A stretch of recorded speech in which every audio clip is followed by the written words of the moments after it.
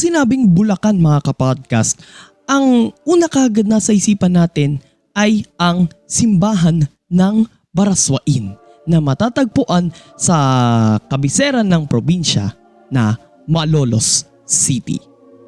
May dalawang teorya kung saan nagmula ang pangalang Baraswain. Una ay sa pangalan ng bayan ng Baraswain sa probinsya ng Navarre sa bansang Espanya at ang ikalawa naman ay mula raw sa Tagalog term na Baras ng Suwail kung saan daw nagtitipon ang mga ilustradong kontra sa pamamahala ng Espanya sa bansa. Nang maging isang hiwalay na bayan ang Malolos noong 1580, ipinatayo ni Father Agustin Carreno ang unang chapel sa lumang sementeryo ng Malolos. Itinayo ang Baraswain Church noong 1859 nang maitatag bilang isang hiwalay na bayan ang Baraswain mula sa Malolos. Pansamantala ay itinayo ang simbahan sa tapat mismo ng Casa Tribunal, now the Casa Real, ang location ngayon ng Museo ng Kasaysayang Pampulitika ng Pilipinas. Noong sumunod na taon, itinayo ang isang simbahang gawa sa nipa at kawayan sa plaza ng kasalukuyang lokasyon ng simbahan na matatagpuan sa panulukan ng Paseo del Congreso at Don Antonio Bautista Street sa Barangay San Agustin ngayon. Taong 1863 nang itayo ang isang simbahang gawa sa bato at bricks sa kasalukuyang lokasyon nito. Again, sa panulukan ng Paseo del Congreso at Don Antonio Bautista Street. Sa panahon ng pamamahala ni Francisco Royo mula 1871 hanggang 1879, ibinigay ng bayan ng Malolos ang isa sa mga kampana o yung bell at idinedicate ang simbahang ito sa Our Lady of Mount Carmel. Taong 1884 nang masunog ang simbahan pero muli itong binuo the next year but this time gawa naman ito sa konkretong bato at adobe. Taong 1901 nang ilipat ng mga Amerikano ang kabisera ng probinsya ng Bulacan sa Malolos mula sa Bulacan with the K. 2 years later, isinama naman sa bayan ng Malolos ang mga dating bayan ng Baraswain at Santa Isabel. Isa sa mga kaganapan sa kasaysayan ng Pilipinas na nangyari sa simbahan ng Baraswain ay ang pagbuo ng Malolos Constitution na siyang nagtatatag sa Republika ng Malolos noong January 23, 1899. Dito rin ginaganap ang mga pagpupulong ng Malolos Congress. Dito rin ginanap ang makasaysayang inauguration ni dating Pangulong Joseph Estrada noong June 30, 1998. Pero yung kanyang unang talumpati bilang Pangulo ay ginanap sa Quirino Grandstand sa Maynila. By virtue of Presidential Decree No. 260 noong 1973, idineklara ni dating Pangulong Ferdinand Marcos ang Baraswain Church bilang isang national shrine. Ilang kalye lang mula sa Baraswain Church, matatagpuan naman ang Malolos Cathedral. Ito ang siyang nagsisilbing sentro ng Diocese of Malolos. Ang unang simbahan nito ay ipinatayo ng mga paring Agustino noong June 11, 1580 at gawa ito sa nipa at kawayan. Ito ay idinedicate sa kanilang patrona, ang Nuestra Señora de la Immaculada Concepcion. Sinimulang magtayo ng isang simbahang gawa sa bato noong 1599 at natapos ito noong 1673. Subalit taong 1813 nang masunog ang simbahang ito. Nireconstruct ang simbahang ito mula 1814 hanggang 1817. Subalit 2 beses nawasak ang simbahan ng lindol. Una ay noong 1863 at ikalawa naman noong 1880. Muling inayos ang simbahan mula 1883 at natapos noong 1884. Kung ang simbahan ng Baraswain ang nagsilbing legislative building ng Malolos Republic, ang Malolos Cathedral naman ang nagsilbi namang executive house. Dito kasi ang naging opisina ni dating Pangulong Emilio Aguinaldo noong unang republika. Subalit nang lumusob na ang mga Amerikano sa Malolos at papatakas si Aguinaldo patungong San Fernando, Pampanga, ipinautos niya kay General Antonio Luna na sunugin ang simbahan para walang makitang ebidensya ang mga Amerikano tungkol sa kinaroroonan nila. Mula 1902 hanggang 1936, muling nirenovate ang simbahan mula sa pagkasunog. Nang itatag naman ang Diocese of Malolos noong March 11, 1962, ang simbahang ito ay naging isang katedral. At noong December 4, 1999, ang simbahan na naging katedral ay naging isang minor basilica, katulad nung sa simbahan ng Quiapo sa Maynila. Kung halimbawa nananalangin kayo na gusto nyong magkaroon ng anak, sa mga Katoliko ito Ang puntahan nila ay sa simbahan ng Obando. Ipinatayo ng unang kura paroko ng Obando na si Reverend Father Manuel de Olivencia noong April 27, 1754. Subalit isa ang simbahang ito sa mga nagtamo ng malaking pinsala noong liberation ng 1945 laban sa mga Hapon. Sinasabi raw sa mga ulat na nasira rin ng mga pambobomba ang mga orihinal na imahe ng Our Lady of Salambao, ni Santa Clara de Assisi at ni San Pascual Bailon. At ang mga imahe nila na makikita ngayon ay replika na lang yon. Muling ipinatayo ni Reverend Father Marcos Punzal ang simbahan noong 1947. Ang simbahang ito ay naging isang diocesan shrine noong December 1, 2007. Isa sa mga ginaganap sa simbahan ng Obando ay ang, sabi ko nga kanina, Obando Fertility Rites. Ito ang kapistahan ng 3 patron ng Obando na ginaganap tuwing buwan ng Mayo. Sumasayaw ang mga pumupunta dito na ang tanging hiling nila ay magkaroon sila ng anak. After World War II, ipinagbawal ng Noy Arsobispo ng Maynila na si Michael O'Doherty ang kapistahang ito sa Obando dahil mula ito sa mga paganong gawain. Pero sa tulong ng Nooy Parish Priest ng Obando Church na si Reverend Father Rom Fernandez noong 1972, muling pinayagan ang pagdaraos ng kapistahang ito. Ang kapistahang ring ito ay nabanggit sa Chapter 6 ng Noli Me Tangere ni Dr. Jose Rizal. January 27 ng nakarang taon nang gawing National Shrine ng Catholic Bishops Conference of the Philippines o CBCP ang simbahan ng Obando. Ang susunod na destinasyon natin ay sa National Shrine of the Divine Mercy na matatagpuan sa Barangay Santa Rosa 1 sa bayan ng Marilao sa Bulacan.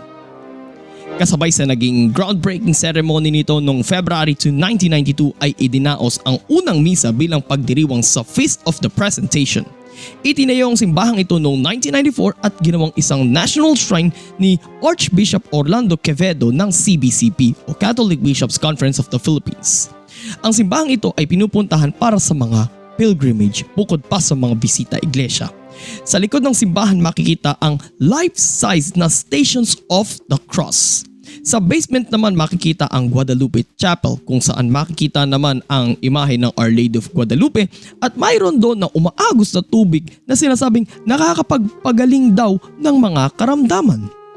Matatagpuan din sa shrine na ito ang Rosary Hill, ang Grotto of Our Lady of Lourdes kung saan ka mananalangin for your good health at ang Grotto of the Resurrection. Mapupuntahan rin sa shrine na ito ang Little Poland Museum kung saan makikita mo ang replika ng tahanan ni Pope John Paul II doon sa Poland, ang chapel kung saan nakita ni Saint Faustina ang Divine Mercy at ang naging kulungan ni Saint Maximilian Kolbe sa Auschwitz noong World War II kung saan siya pinatay. Ilang kalye mula sa simbahan matatagpuan ang pinakamalaking estatwa ng Divine Mercy sa bansa na may taas na 150 feet. Binuksan ng monumentong ito noong January 19, 2017. Next ay sa San Juan Bautista Parish Church na matatagpuan sa Barangay Poblacion sa bayan naman ng Kalumpit. Ito ang pinakamatandang simbahan sa buong probinsya ng Bulacan na itinayo noong May 3, 1572. Taong 1779 naman nang itayo ang simbahan na gawa sa bato, tisa at kahoy. Ipinatayo naman ni Father Antonio Llanos ang kampanaryo noong 1829 pero sinunog ng mga Pilipino ang simbahan noong Philippine-American War ng 1899 upang mapigilan nila ang patuloy na paglusob ng mga Amerikano papunta sa norte. Sinasabing mayroon daw tunnel sa loob ng simbahan na ayon sa kwento ay dito nilalagay ng mga pare ang mga ginto, imahe ng mga santo at mga alahas upang hindi makuha ng mga treasure hunters. Sinasabi rin na sa tunnel ding iyon ay nilibing ang mga nakasawing revolusyonista at mga Kastila noong himagsikan ng 1896. Taong 2013 nang ideklara ang simbahan bilang isang diocesan shrine. Sinimulang i-restore ang simbahan noong 2015 and 4 years later ay itinurn over ng NHCP o National Historical Commission of the Philippines ang pamamahala sa simbahan sa Diocese of Malolos. Next up ay sa Santa Monica Parish Church na matatagpuan naman sa Barangay Santa Cruz sa bayan ng Angat. Itinatag ang pang-anim na pinakamatandang parokya sa Bulacan noong 1683, ang Angat. Ang unang simbahan ay ipinatayo noon ni Father Juan Morelos, isang Augustinian priest. Mula 1758 hanggang sa matapos noong 1773, ipinatayo naman ni Father Gregorio Giner ang simbahan gamit ang mas matibay na mga materyales. Ipinatayo naman ni Father Joaquin Calvo ang kampanaryo ng simbahan noong 1802 at ipinaayos ulit ni Father Ignacio Manzanares ang simbahan matapos ang pagyanig ng lindol noong 1863. Isang Baroque style ang disenyo ng pagkakabuo sa simbahan. May makikita rin dito na ceiling art painting na katulad sa Sistine Chapel ng Vatican doon sa St. Peter's Basilica. Inumpisa ni Rene Robles ang painting noong 1998 at tinapos ni Jess Robles noong 2002. Makikita sa ceiling art painting ng simbahan ang kasaysayan ng Kristyanismo sa Pilipinas at ang iba't ibang kultura ng bayan ng Angat katulad ng Simbang Gabi, Flores de Mayo, prosesyon ng Santissimo at Sacramento at Fiesta. So ang last destination natin ay sa Santiago Apostol Church o mas kilala bilang Plaridel Church o Kingwa Church. Ang Kingwa, ito yung dating pangalan ng bayan ng Plaridel. Alam niyo naman kung kanino nagmula ang pangalan ng bayan na yun, ng Plaridel. Kay Marcelo H. Del Pilar. Ito yung ginamit niyang pen name dun sa dyaryo na La Solidaridad. So matatagpuan ito sa Barangay Poblacion sa bayan ng Plaridel. Ipinatayo ng mga Paring Agustino ang simbahang ito noong 1581 bilang isa sa mga bisita ng Malolos. Mula 1602 hanggang 1617, itinayo ang isang bagong simbahan sa ibang lokasyon at gawa ito sa adobe stones at bricks. Muling ipinaayos si Father Tomas Quijano ang simbahan noong 1722. Nang manakop ang mga Briton sa bansa from 1762 to 1764, inilipat sa simbahang ito ang mga kayamanan at mga dokumento ng San Agustin Monastery sa Intramuros, or ano bang basa dito? Monastery ba? Monastery. Nasunog ang simbahan noong 1772 at subalit muli itong naiayos. Napinsala rin ito ng lumindol noong 1863 at agad rin itong inayos the same year. Nagsilbing ospital at kwartel ng mga Amerikano ang simbahan noong 1899. Sa pagkakatatag ng Diocese of Malolos noong March 11, 1962, inilipat na sa kanila ang pamamahala sa simbahan mula sa Archdiocese of Manila. Baroque style ang disenyo ng simbahan at may mga details na hango naman sa arkitektura ng mga Moors. Ito yung mga Muslim na nakatira sa southern part ng Iberian Peninsula sa bahagi ng Spain at Portugal sa Europa. Sa itaas na bahagi ng fasad ng simbahan makikita ang nakaukit na puso ni Hesukristo. Ang bell tower naman ito ay may quadrilateral base, hugis octagon na column at hugis apang bubungan. May 5 kampana sa bell tower ng simbahan kung saan ang pinakamalaki ay idinedicate sa Nuestra Señora de la Consolación.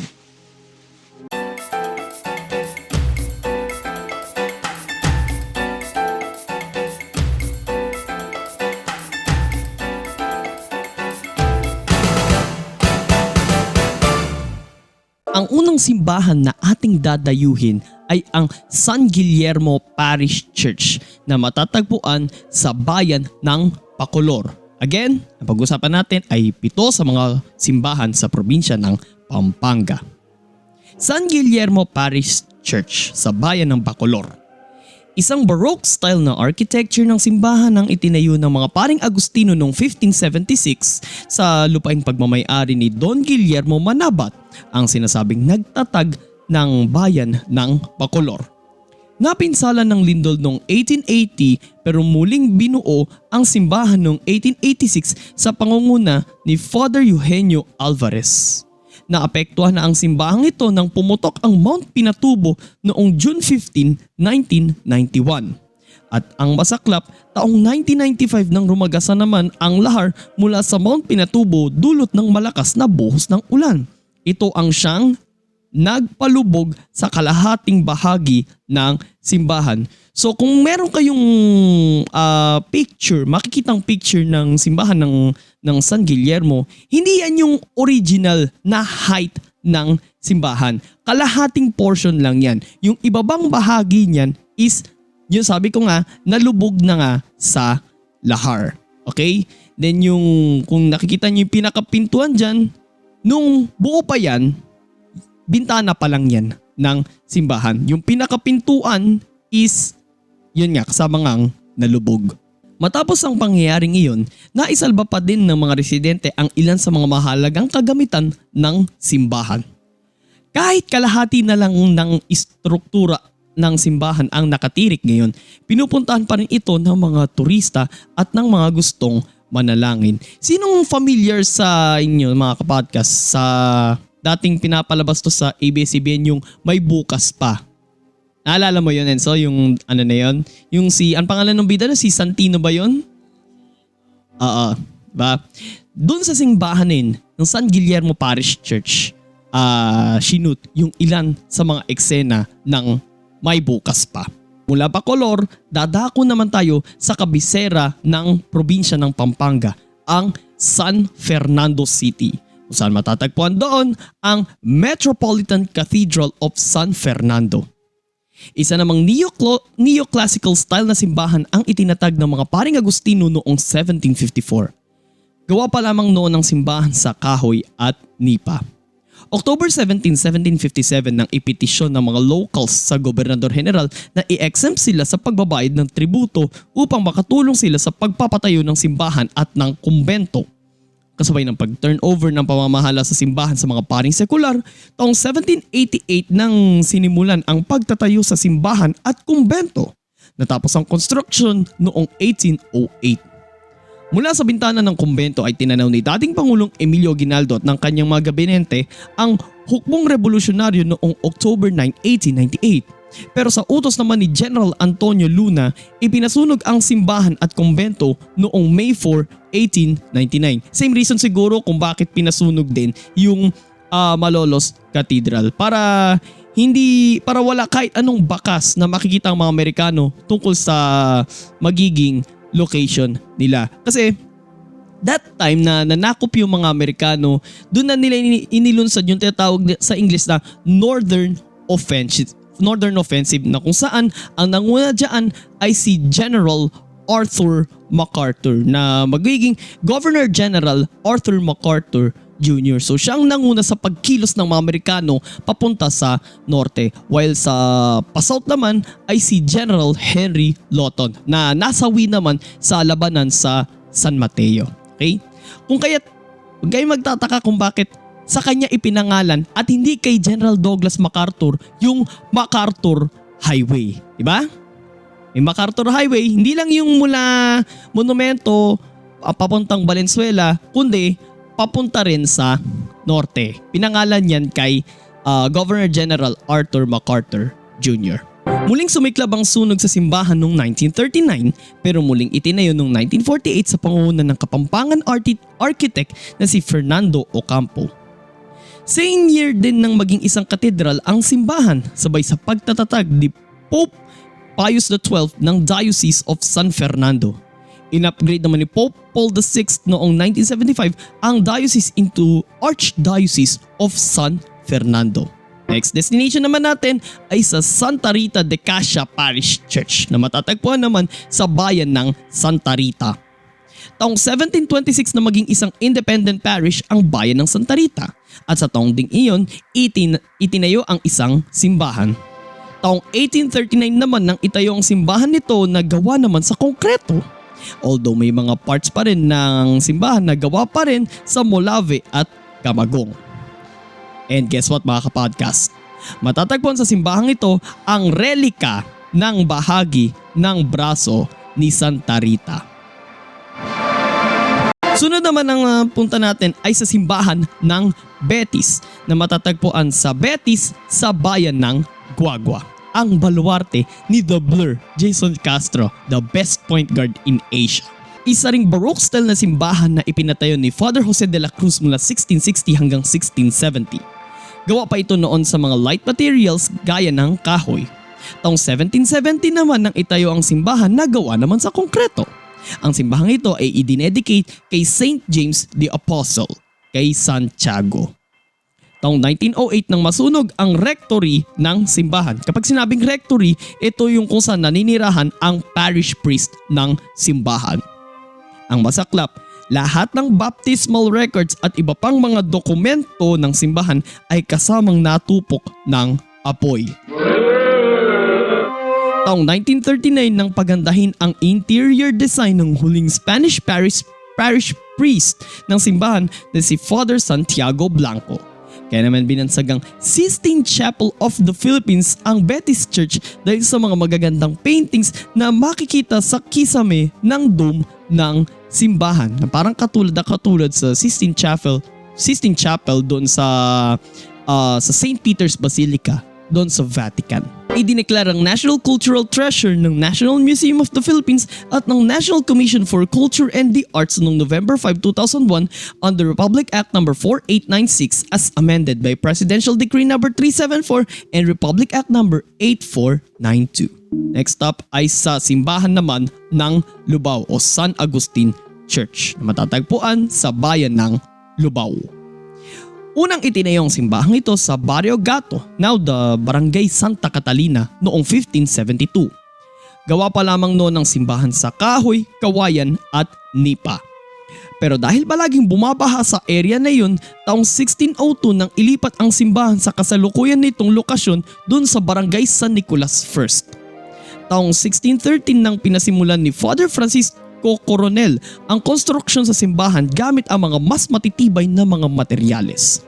Nakumpleto ang pagtatayo sa mas patibay na simbahan noong 1638 sa pangunguna ni Father Francisco Figueroa at dinisenyo ng arkitektong si Father Antonio de Herrera na siya ring nagdisenyo sa simbahan ng San Agustin sa Intramuros. Ito ang pinakamatandang simbahan sa buong Pilipinas. Subalit bahagyang napinsala ang simbahan ng yumanig ang lindol noong 1645. Taong 1773 nang ilipat ang pamamahala sa simbahan sa mga paring sekular hanggang sa ibinalik ulit ang pamamahala sa mga Agustino noong 1791. Pinarepair ni Father Antonio Bravo ang simbahan noong 1877 at inasikaso naman ni Father Antonio Moradillo ang paglalagay ng kampana at ang interior design ng simbahan noong 1893. Nakubkob ng mga revolusyonista ang simbahan at kumbento noong 1898. Binomba rin ang simbahan ng Lubao noong 1945 during World War II. Mula 1949 hanggang 1952, pinangunahan ni Father Melencio Garcia ang pagsasaayos sa simbahan. Ba't ka kumikilos dyan, Enzo? Tuloy tayo. Subalit nawasak na naman ito ng manalasa ang isang bagyo noong 1952. Taong 1954 nang muling inayos ang simbahan. Sa simbahang ito, bininyagan si dating Pangulong Diosdado Macapagal at malapit lang doon sa simbahan ang bahay ng dating Pangulo at dati ring House Speaker na si Gloria Macapagal Arroyo. Ayon sa mga locals, nakikita nila ang dating Pangulo na dumadalos sa misa sa simbahang iyon. Idineklara ang simbahan ng Lubao bilang isang important cultural property noong August 2013. Sunod naman na simbahan ay sa Santa Lucia Parish Church na matatagpuan sa bayan ng Sasmuan. Alam mo, nakakatawa nga yung origins ng pangalan ng bayan, yung Sasmuan. Pero in the future, pag-uusapan natin yung tungkol sa bayan na yun, ang Sasmuan. Ito ang kauna-unahang simbahang ipinatayo ng mga paring Agustino sa Pampanga na itinatag noong 1590. Sinasabing itinayo sa ang kasalukuyang disenyo ng simbahan noong 17th century ni Jose Duque at dinisenyo pa ni Toribio Fanjul noong 1884. Malapit ang simbahang ito sa ilog na kumokonekta sa Pampanga River papuntang Manila Bay. Makikita sa simbahang ito ang grotto ng Our Lady of Fatima. And ang last destination natin ay sa Holy Rosary Parish Church na matatagpuan sa lungsod ng Angeles. Ipinatayo ng mga pamilyang nagtatag ng Angeles led by Don Mariano Henson noong October 18, 1877. Sa loob ng 19 na taon, nabuo ang simbahang ito sa pamamagitan ng Polo y Servicios of Forced Labor. Ang concept kasi ng Polo y Servicios mga kapodcast is mga kalalakihang age 16 to 60 ang nire-recruit ng Spanish authorities para trabaho. So parang ang magiging sisti dyan, yung ni-recruit, magbabayad siya ng 200 reales. Okay? Pero after ng trabaho, alam mo magkano lang sasahurin niya nun? 75 reales lang. Diba? Nagbayad ka ng 200 tapos kikitain mo lang 75. Diba? Na ang ending, karamihan sa mga nagpolo ay nagiging gwardiya civil. While under construction, idinaos ang unang misa sa site ng simbahan noong April 14, 1886. Na kumpleto ang pagtayo sa simbahan noong October 1909. Ang disenyo ng simbahan ay binuo ng arkitektong taga Maynila na si Don Antonio de la Cámara. From 1896 to 1898, sinasabing sa bakuran ng simbahan binabaril ang mga Pilipinong pinaghinalaang kumakalaban sa pamahalang Kastila. Nagsilbi namang military hospital ng US Army mula 1899 hanggang 1900. Nawasak ang simbahan noong World War II pero sa tulong ng mga sundalong Amerikano ay muli itong itinayo noong 1944. Ang Holy Rosary Parish Church ang nagsisilbing sentro ng relihiyon sa lungsod ng Angeles. Sa tapat naman nito matatagpuan ang lumang City Hall nito na ngayon ay kilala na bilang Museo ng Angeles. Dinadagsa ito ng mga deboto tuwing Semana Santa. Dalawang activities kasi ang isinasagawa dito. Ang Good Friday Procession kung saan ipinoprosesyon ang imahe ng Holy Sepulchre. Ito yung image ni Jesus Christ na nakahiga. O kung tawagin ng mga locals ay Apong Mamakalulu. At ang salubong kung saan naman pinagtatagpo ang imahe ni Kristo at ni Maria kasabay ng fireworks display.